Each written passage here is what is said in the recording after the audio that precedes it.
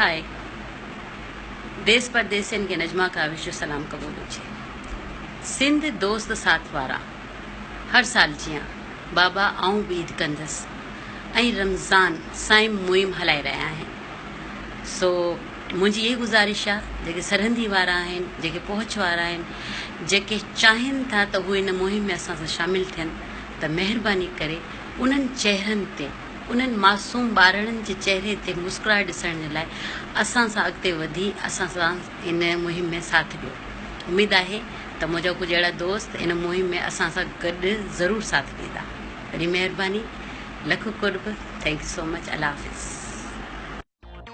अस्सलाम वालेकुम दोस्तों, मां तव्हांजो पंहिंजो सिंगर मास्टर बाबर सुमरो। जीअं त हीअ तमामु बहितरीन सिंध सथ वारनि जो मां शुक्रगुज़ार आहियां ऐं ख़ासि डॉक्टर शबीर सदायो, दादा अब्दुल रज़ाक जतोई साहब, डॉक्टर सिकंदर सियाल साहब, नसरुल्लाह अबड़ो साहब, मुस्तफ़ा भुट्टो साहब, रफ़ीक खेड़ो साहब जो ऐं अली अब्बास बेराणी साहब, ज़ुल्फ़कार बेराणी। सिंध दोस्त सभई सथ वारा अचो सभु गॾिजी हलूं प्यारा, पंहिंजे सां गॾिजी ईद कयूं, पंहिंजे मारूअड़नि सां ईद कयूं।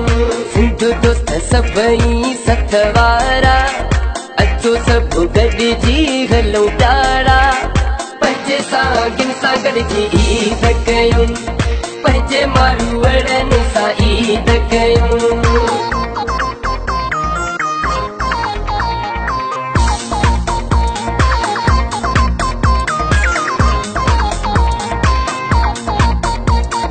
गरीब मारूअड़ा पथरे पटन ते नकी के मारियो नकी के खटन ते, गरीब मारूअड़ा पथरे पटन ते नकी के मारियो नकी के खटन ते।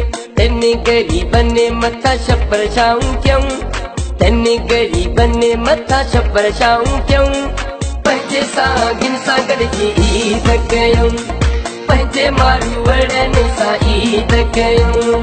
सिंध दोस्त सभई सथ वारा अचो सभु गॾिजी हलूं प्यारा, पंहिंजे सां गॾिजी ईद कयूं, पंहिंजे मारूअड़नि सां ईद कयूं।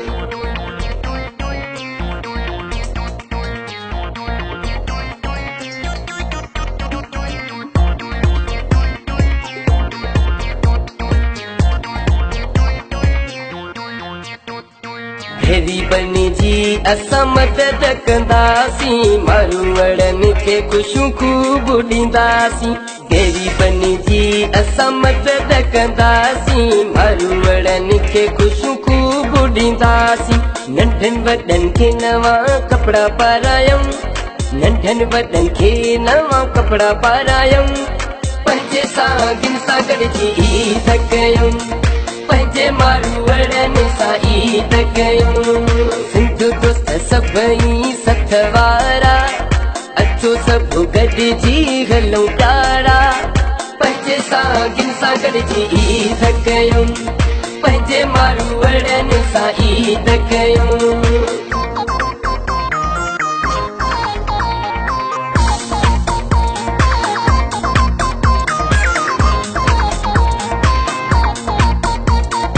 ईद जो सामान ॾिबो राशन पाणी, चवे तो ही दोस्त अली अब्बास बेराणी।